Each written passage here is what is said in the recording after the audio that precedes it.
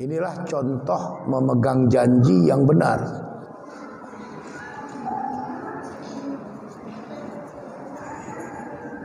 Jangan hanya karena sedikit jabatan murtad, hanya karena tergila-gila dengan anak gadis cantik murtad. Jangan hanya karena diiming-imingi sedikit harta murtad.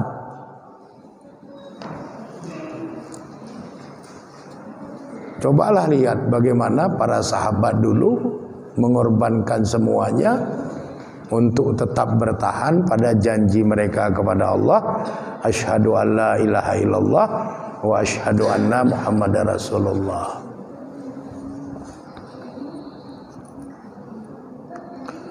Wa minhum mayantazir, dan sebagian daripada mereka mayantazir, ada yang menunggu-nunggu. Ini kata Imam Al-Baghawi kaitannya dengan perang Khandak. Dalam peperangan Khandak itu posisi umat Islam yang ada di Madinah telah terkepung. Satu-satunya benteng pertahanan adalah Khandak, parit yang dibuat oleh Rasul dan para sahabat atas inisiatif dari Salman Al-Farisi. Mereka pun siap. Mereka menunggu apapun yang terjadi, mereka siap menghadapi orang-orang kafir Quraisy. Kalaupun mereka harus syahid seperti yang lain, mereka sudah siap. Begitulah kuatnya mereka memegang janji kepada Allah. Mereka tidak akan meninggalkan Islam, mereka tidak akan murtad, mereka tidak akan fasik, mereka tidak akan munafik, mereka tidak akan melakukan perbuatan syirik, karena itu melanggar janji. Apapun mereka korbankan untuk tetap berpegang pada janjinya kepada Allah itu. Wa ma baddalu tabdila, dan mereka tidak pernah merubah janjinya. Meskipun harus meninggal, mereka enggak merubah janjinya. Nah, inilah satu keteladanan yang perlu untuk kita pahami, bahwa janji kita kepada Allah itu harus kita penuhi. Tetaplah kita bertuhankan kepada Allah, bernabikan kepada Nabi Muhammad SAW, jaga akidah kita, jaga ibadah kita, jaga muamalah kita, jaga munakahat kita. Jadi tauhid kita harus bersih, ibadah kita harus maksimal, muamalah kita dengan sesama hamba Allah harus baik, munakahat kehidupan rumah tangga kita harus sakinah mawaddah warahmah. Karena itu semua bagian dari janji kita kepada Allah.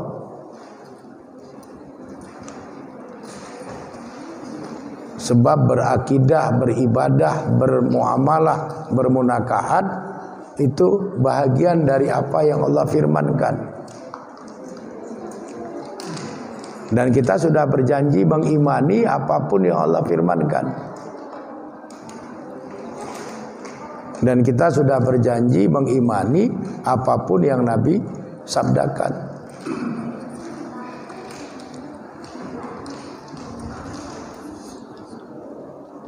Sehingga dari surat Al-Ahzab ayat 23 dan contoh-contoh perjuangan para sahabat Nabi tadi dalam memegang teguh janjinya, intinya kita diajarkan tentang 3 hal. Yang pertama, kita diajarkan tentang kesetiaan memegang janji. Setia memegang janji. Yang kedua, kita diajarkan tentang keteguhan dan ketangguhan. Kita diajarkan tentang keteguhan dan ketangguhan agar tetap istiqomah dengan janji-janji kita kepada Allah. Yang ketiga, kita diajarkan tentang kesabaran. Sabar dalam menerima apapun musibah dan cobaan yang datang kepada diri kita berkaitan dengan menjaga janji kita kepada Allah itu. Karena menjaga janji kepada Allah ini merupakan perintah. Dalam kaidah fiqhiyah, perintah itu kalau tidak ada qarinah, tidak ada keterangan, tunjukkan lain, dia menjadi wajib. Al-amru bila qarinah lil wujub. Perintah itu kalau tidak ada keterangan lain, hukumnya menjadi wajib. Jadi memenuhi janji kepada Allah itu hukumnya wajib. Ini ditegaskan di dalam surat An-Nahl ayat 91. Wa ufu bi ahdillah,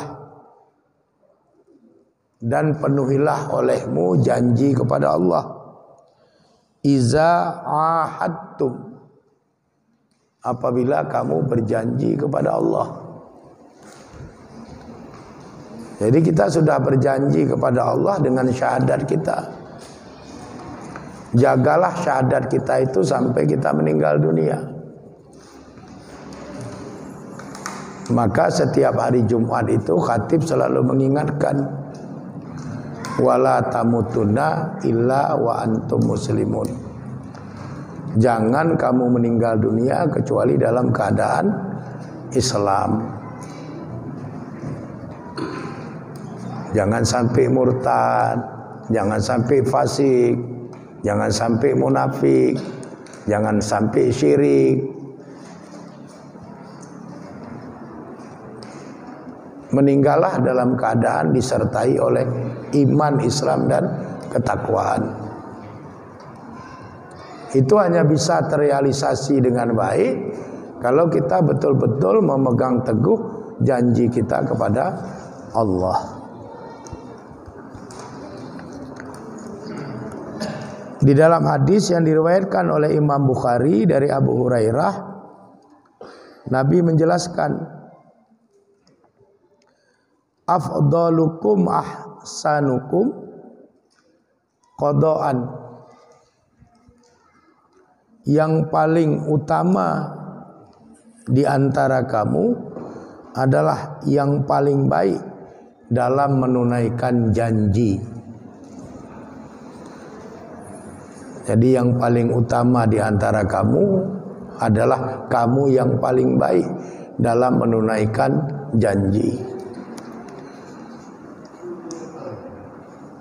Dalam hadis ini bersifat umum, apakah janji kepada Allah atau janji kepada sesama makhluk.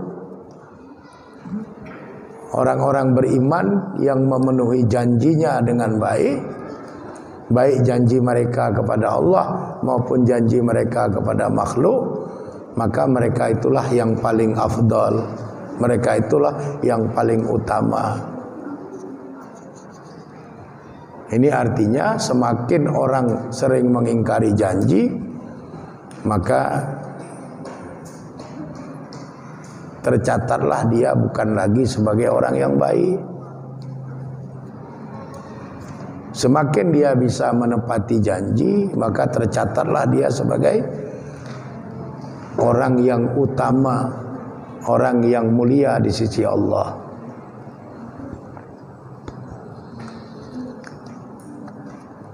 Kemudian di dalam hadis riwayat Imam At-Tabrani dari Abdullah bin Mas'ud, Nabi mengingatkan, al-aidatu dainun. Al-aidah, janji yang diucapkan itu dainun, adalah hutang yang akan ditagih.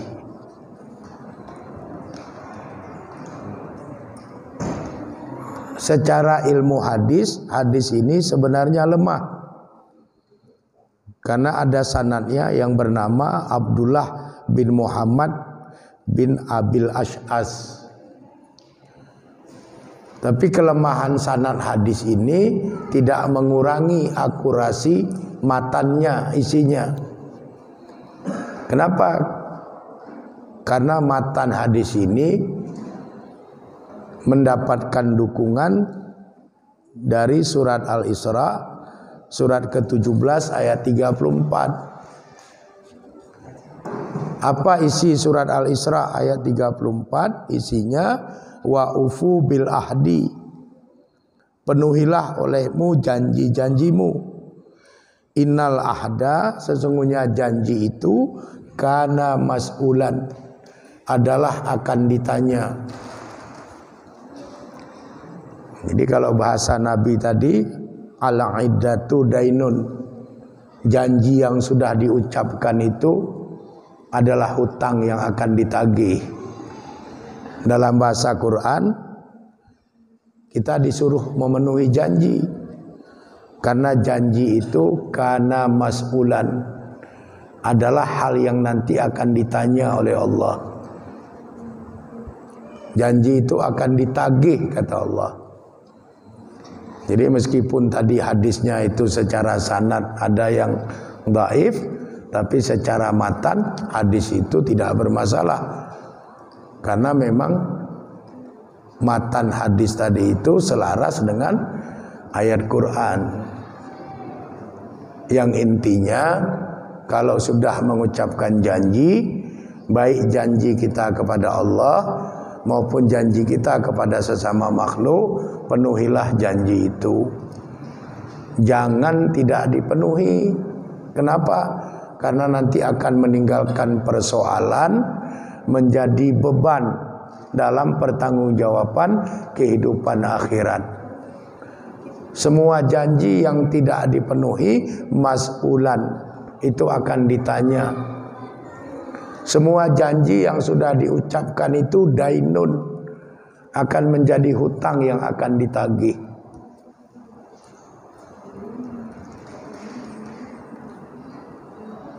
Jadi kalau kita mau berjanji, ya pikir-pikirlah.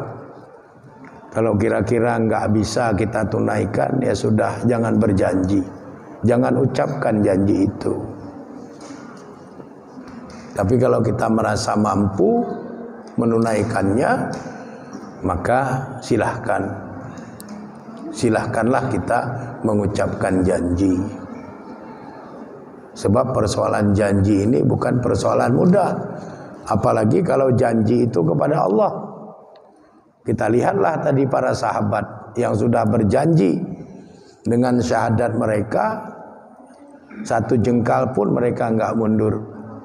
Meskipun harus kehilangan jiwa dan raga mereka. Jadi begitulah Islam itu membangun karakter yang mulia. Jadi orang yang betul-betul memegang janji. Karena memegang janji, memenuhi janji itu kesatria. Hanya pecundang yang tidak bisa memenuhi atau tidak mau memenuhi janjinya. Kalau kesatria, pasti janji itu dia penuhi. Meskipun jiwa dan raganya menjadi taruhan untuk memenuhi janjinya itu.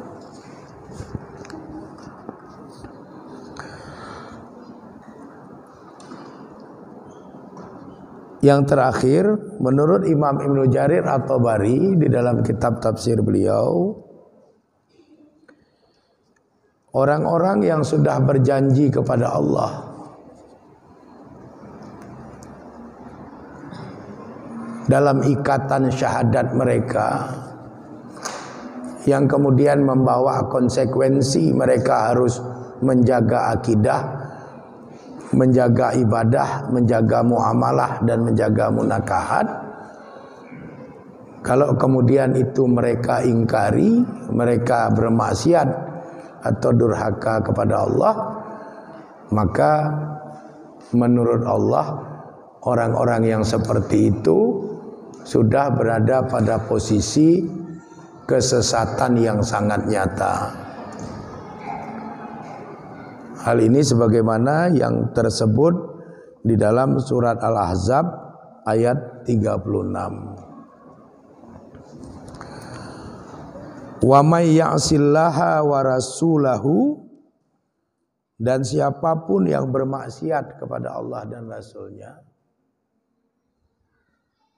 faqad dhalla dhalalam mubina, maka sungguh dia sudah sesat dalam bentuk kesesatan yang nyata.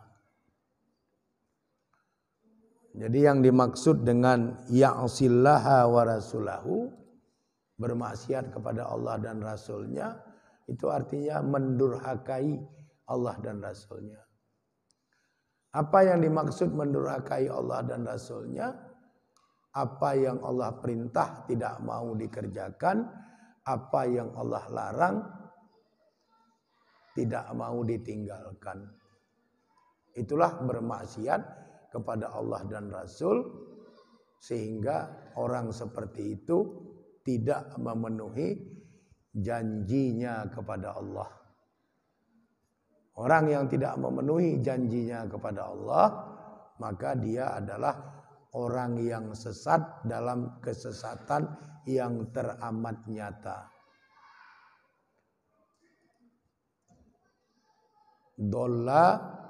Dhalalam mubina, dia sesat dalam kesesatan yang teramat nyata.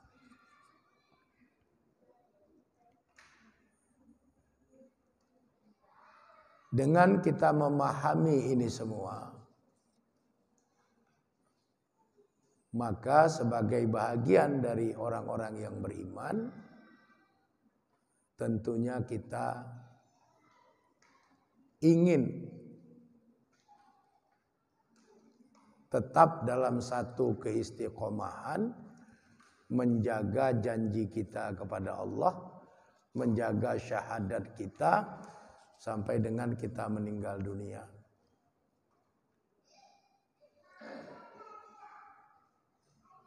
Jadi sampai kita meninggal dunia, kita tetap dalam keadaan Islam. Sampai kita meninggal dunia dalam keadaan disertai iman. Sampai kita meninggal dunia dalam keadaan disertai oleh ketakwaan dan amal soleh. Inilah harapan-harapan yang telah Allah sebutkan di dalam Al-Quran, telah dijelaskan oleh Rasulullah Sallallahu Alaihi Wasallam, dan juga kemudian mendapatkan penjelasan-penjelasan lanjutan dari para ulama, baik para mufasir, ulama-ulama ahli tafsir tentang Al-Quran, maupun ulama-ulama yang ahli dalam mensyarah kitab-kitab hadis. Setelah kita mengetahui ini, maka tentunya semangat kita dalam menjaga apa yang sudah kita janjikan dengan Allah itu semakin kuat. Tentunya dengan kondisi dan kapasitas yang berbeda-beda. Karena satu hamba Allah dengan hamba Allah yang lain itu punya daya kemampuan yang berbeda-beda. Tapi semuanya harus maksimal untuk menjaga dan memenuhi janji kepada Allah tadi itu. Bertuhankan kepada Allah, kemudian bernabikan kepada Nabi Muhammad sallallahu alaihi wasallam, mengimani apa yang Allah firmankan dan mengimani apa yang Nabi sabdakan di dalam kitab-kitab hadis beliau yang sahih. Demikian yang bisa saya sampaikan.